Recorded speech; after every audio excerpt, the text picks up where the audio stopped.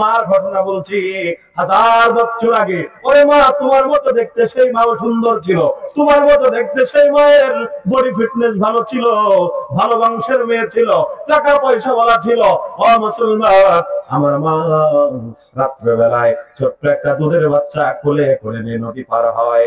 কিন্তু নদী পার হবে, নদীর পারে এসে দেখে কোনো নৌকা নাই, কোনো স্টিমার নাই, কোনো লঞ্চ নাই, কোনো যাতায়াতের ব্যবস্থা নাই। তিনি দীর্ঘক্ষণ অপেক্ষা করছেন।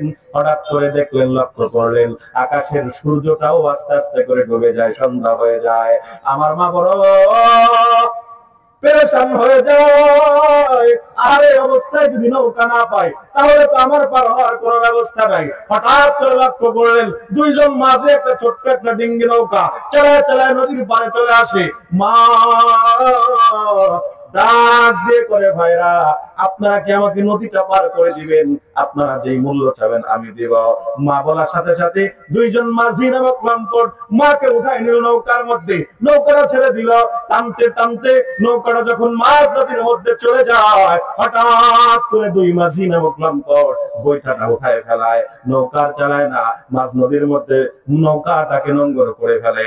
আমার মুসলমান ভাইরা, মা বড় হয়রান হয়ে যায়, মা বড় পেরেশান হয়ে যায়। আরে না জানি এই গভীর নদীর মধ্যে আমার সাথে কি ঘটে যায়। হঠাৎ করে একজন মাঝি ডাক দিয়ে কয়, মা তোমার কোলের মধ্যে দুধের বাচ্চা দেখতে বড় সুন্দর, দেখতে আদর করতে মনে চায়, দাও না আমাদের কোলে একটু দাও, আমরা তোমার সন্তানটাকে একটু আদর করবো। সরল মনা মা নিজের সন্তানটাকে মাঝির কাছে সুপর্দ করে দেয়। মাঝি নামক লম্পট সন্তানটাকে নেওয়ার পর তার আসল চেহারা জাহির করে দেয়। সন্তানটার দুইটা পা হাত দিয়ে ধরে নদীর মধ্যে নৌকার বাহিরে নিয়ে ঝোলায় রাখে। ডাকতে কয়, মা তোমার সন্তানকে আমরা এই নদীর মধ্যে ফেলে দিব, তবে হা হা তোমার কাছে যত টাকা পয়সা আছে এগুলো যদি আমাদেরকে দাও, আমাদের কাছে যদি সুপর্দ করে দাও, তাহলে আমরা তোমার সন্তানের জানটা ভিক্ষা দিব, না হয় তোমার সন্তানকে কিন্তু আমরা এই মাঝ নদীর মধ্যে ফেলে দেব।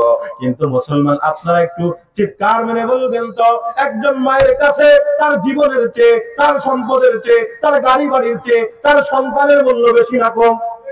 আরো বেরোন বেশি না কম? ও মুসলমান, একজন সন্তান তার মা কি পরিমাণ ভালোবাসে। একজন মা তার জিন্দেগি সন্তানের জন্য শেষ করে দেয়, তারপরও সন্তানের মুখের এক টুকরা কান্না সহ্য করতে পারে না। একজন সন্তানের জন্য তার সবচেয়ে বড় পীর হয়ে তার মা বাবা। কথা বলেন, বাবা মা চেয়ে বড় পীর হতে পারে না। বাবা মা দোয়া খুশি করে, দুনিয়ার পীরকে খুশি করে আল্লাহর জান্নাত কামাই করা যাবে না, বাবা মাকে খুশি করতে হবে। আজকে আমার সন্তানরা বাবা মাকে কয় বুড়া, বাবা মাকে কয় বুড়ি। এ বুড়ি তুই মরতে পারিস না, এ বুড়া তুই বাড়ি ছাড়তে পারিস না। কত সময় আমরা ভিডিওর মধ্যে দেখি সন্তান বাবাকে ঘর থেকে লাথি মেরে ফেলে দিয়েছে উঠানে, আছে না? বানাই বলতেছি। আমার 6টা বোন, আমি সবার ছোট ভাই। ও মুসলমান, আমার মা কি কষ্ট করেছে আমি কিন্তু নিজে চোখে দেখেছি। এমনও দেখেছি মা 3 বেলা খাবার খায় না, কিন্তু আমাদের কষ্ট সহ্য করতে পারে না। আমার মতো সন্তানকে, যার ঘরে 6টা বোন আছে, বড় বড় সন্তান, বড় বড় মেয়ে আছে, আমারে চাইলে কিন্তু ছোট্টবেলা থেকে কাজের মধ্যে লাগাইতে পারতো। কথা কোন ঠিক কিনা? আমি কিন্তু কৃষকগিরি করে দিনের খাবার জোগাতে পারতাম, আমি কিন্তু ভ্যান চালাইতে পারতাম, কিন্তু না না, আমি লক্ষ্য করেছি আমার মা তত কষ্ট হোক না কেন আমার পড়ালেখা শেখাইছে। মুসলমান, হাফেজ বানাইলো, মাওলানা বানাইলো, মুফতি বানাইলো, এরপরে তাফসীর পড়লাম, বাংলা সাহিত্য পড়লাম, কত কিছু পড়লাম। আমার মা যদি চাইতো আমারে কিন্তু কাজের মধ্যে লাগাইতো। এটা কেন বললাম মুসলমান? আমি বোঝাতে চাই, একজন মা তার সন্তানের জন্য জীবনকে ওয়াকফ করে দেয়, একজন মা তার সন্তানের জন্য নিজের খুশি ওয়াকফ করে দেয়, তারপরে সন্তানের মুখের এক টুকরো কান্না সহ্য করতে পারে না। বলছিলাম সেই মায়ের কথা।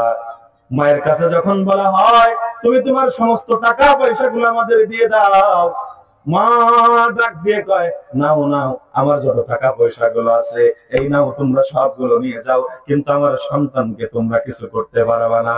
ও মুসলমান, টাকাগুলো সন্তানের জন্য, সমস্ত টাকাগুলো যখন ওই লম্পটদের কাছে মা ওয়াকফ করে দেয়, এবার তো সন্তানটা দিয়ে দেওয়ার কথা, কিন্তু মুসলমান না না, সন্তানটাকে ফেরত দেয় না। এবার লম্পটটা মুস্কি মুস্কি হেসে বলে, এই মেয়ে, তোমার কাছে তো স্বর্ণ অলংকার দেখা যায়, তোমার কানের অলংকার, তোমার নাকের অলংকার, তোমার গলার অলংকার, তোমার হাতের চুড়ি, যা যা আছে সবগুলো আমাদের কাছে খুলে দিয়ে দাও, না হলে তোমার সন্তানকে আমরা কিন্তু ফেলে দেব। মুসলমান মা যারা পরিমাণ সময় কাল ক্ষেপণ না করে সমস্ত অলংকার গুলো খুলে ওই শয়তানদের কাছে, লম্পটদের কাছে সুপর্দ করে দেয়। মুসলমান এবার তো সন্তানটা দিয়ে দিবে, কিন্তু না না, এবার সন্তান দেয় না।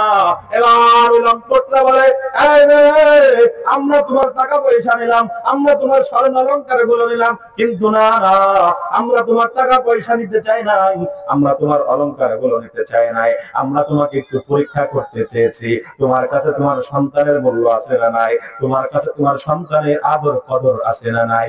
আমরা লক্ষ্য করলাম তোমার কাছে তোমার অলংকারের চেয়ে, তোমার কাছে তোমার টাকা পয়সার চেয়ে তোমার সন্তানের বড় মূল্য।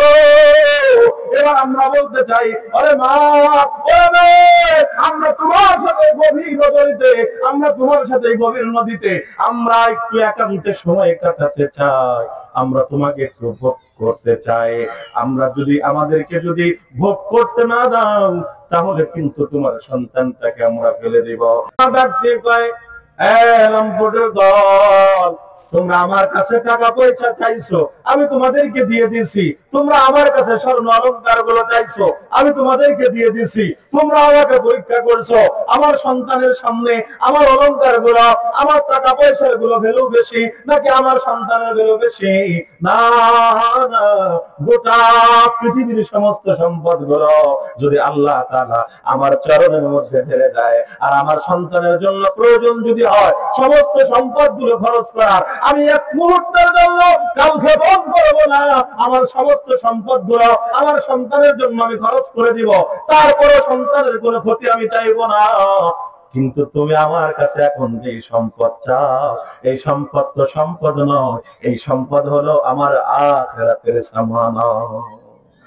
মা ডাক দিয়ে কয়, এই লম্পটের দল, তোমরা আমার সন্তানকে বাঁচানোর জন্য, তোমরা আমার সন্তানকে তোমরা ব্ল্যাকমেইল করে তোমরা আমার ঈমানটাকে ধ্বংস করতে চাও, তোমরা আমাকে কুফরি গুনার মধ্যে লিপ্ত করতে চাও, তোমরা আমাকে জিনা ব্যভিচারের মধ্যে লিপ্ত করতে চাও, তোমরা আমার ঈমান নামক সম্পদটাকে নষ্ট করতে চাও। জেনে নাও, জেনে নাও, আল্লাহি, আল্লাহর কসম করে বলে, এরকম সন্তান যদি আল্লাহ তাআলা আমার 100 দান করে, 100 সন্তান আমি এই নদীর মধ্যে কুরবান করব, কিন্তু আমার ঈমানের মধ্যে চাপ লাগতে দিব না। শহরে বাজারে দেখো নারীদের ঢল, পর্দাবিহীন তারা করে ঝলমল। শহরে বাজারে দেখো নারীদের ঢল, পর্দাবিহীন তারা করে ঝলমল। অন্যকে তার দিকে আশেকে বানায়, অন্যকে তার দিকে আশেকে বানায়। দেশটা আজ ভরে গেছে নারীর বেপরদায়, দেশটা আজ ভরে গেছে নারী বেপরদা। আল্লাহ তাআলা সূরাতুল আনকাবুত নাযিল করেছেন। আনকাবুত মানে মাকড়সা। এই মাকড়সার জাল হলো পৃথিবীর সবচেয়ে দুর্বলতম ঘর, অথচ মাকড়সা মনে করে কি পৃথিবীর সবচেয়ে শক্তিশালী ঘর হলো আমার। কথা বল না কেন? কথাই তো আছে, আঙ্গুল দিয়ে মারলো টান, মাকড়সার জাল ভেঙে খান খান। কথা বল। তাহলে মাকড়সা যেমন মনে করে পৃথিবীর সবচেয়ে শক্তিশালী ঘর হলো আমার, অথচ ঝড় ঝাপটা সাধারণ কোন একটি বিপর্যয় মাকড়সার জাল রক্ষা করতে পারে না। ঠিক তেমনি ভাবে আজকের আমেরিকা, আজকের ইসরায়েল, আজকের ব্রিটেন আর আজকের ইসরায়েল, এরা আল্লাহ তাআলার ক্ষমতার সামনে যাররা পরিমাণও টিকতে পারবে না। কথা বলেন, কথা বলেন। আজকের আমেরিকা এবং ইসরায়েলের মতো কষ্ট হয়ে আমার ফিলিস্তিনকে ধ্বংসের পায়তারা করেছিল, আমার গাজা, আমার রাফাকে যেমন ধ্বংস করেছে, আজকে আল্লাহ তাআলা তার প্রতিশোধ গ্রহণ করছে। কথা বলেন। আল্লাহ ধরে শেষ রাত্রে, কয় না সোরের 10 দিন, গায়রস্তের 1 দিন। তোরা 10 দিন আমার মুসলমানদেরকে মারবি, আল্লাহ তোদেরকে 1 দিন মারবে। এই 1 দিনের 12,000 বছরের মারার থেকে বেশি হবে। কই আজকে পৃথিবীর সবচেয়ে উন্নতি প্রযুক্তির কান্ট্রি, তারা আজকে আগুন কেন নিভাতে পারে না? অবশেষে বাধ্য হয়ে আজকে মুসলমানদেরকে দিয়ে তারা আযান দিয়াচ্ছে। এই দেখেন না, আপনারা দেখেন নাই? ওদের গির্জা ওদেরকে রক্ষা করতে পারে নাই, ওদের পেগুড়া ওদেরকে রক্ষা করতে পারে নাই, ওদের মন্দির ওদেরকে রক্ষা করতে পারে নাই। অবশেষে আজ ইসলামের সামনে মুখ থুবড়ে পড়েছে। আল্লাহ তাআলা সূরাতুল আনকাবুত নাযিল করেছেন। আনকাবুত মানে মাকড়সা। এই মাকড়সার জাল হলো পৃথিবীর সবচেয়ে দুর্বলতম ঘর, অথচ মাকড়সা মনে করে কি পৃথিবীর সবচেয়ে শক্তিশালী ঘর হলো আমার। কথা বল না কেন? কথাই তো আছে, আঙ্গুল দিয়ে মারলো টান, মাকড়সার জাল ভেঙে খান খান। কথা কন। তাহলে মাকড়সা যেমন মনে করে পৃথিবীর সবচেয়ে শক্তিশালী ঘর হলো আমার, অথচ ঝড় ঝাপটা সাধারণ কোন একটি বিপর্যয় মাকড়সার জাল রক্ষা করতে পারে না। ঠিক তেমনি ভাবে আজকের আমেরিকা, আজকের ইসরায়েল, আজকের ব্রিটেন আর আজকের ইসরায়েল, এরা আল্লাহ তাআলার ক্ষমতার সামনে যাররা পরিমাণও টিকতে পারবে না। কথা বলেন, কথা বলেন। আজকের আমেরিকা এবং ইসরায়েলের মতো কষ্ট হয়ে আমার ফিলিস্তিনকে ধ্বংসের পায়তারা করেছিল, আমার গাজার আমার রাফাকে যেমন ধ্বংস করেছে, আজকে আল্লাহ তাআলা তার প্রতিশোধ গ্রহণ করছে। কথা বলেন। আল্লাহ ধরে শেষ রাত্রে কয় না, সোরের 10 দিন গায়রস্তের 1 দিন। তোরা 10 দিন আমার মুসলমানদেরকে মারবি, আল্লাহ তোদেরকে 1 দিন মারবে। এই 1 দিনের মারা 1000 বছরের মারার থেকে বেশি হবে। কই আজকে পৃথিবীর সবচেয়ে উন্নতি প্রযুক্তির কান্ট্রি, তারা আজকে আগুন কেন নিভাতে পারে না? অবশেষে বাধ্য হয়ে আজকে মুসলমানদেরকে দিয়ে তারা আযান দিয়াচ্ছে। এই দেখেন না, আপনারা দেখেন নাই? ওদের গির্জা ওদেরকে রক্ষা করতে পারে নাই, ওদের পেগুড়া ওদেরকে রক্ষা করতে পারে নাই, ওদের মন্দির ওদেরকে রক্ষা করতে পারে নাই। অবশেষে আজ ইসলামের সামনে মুখ থুবড়ে পড়েছে।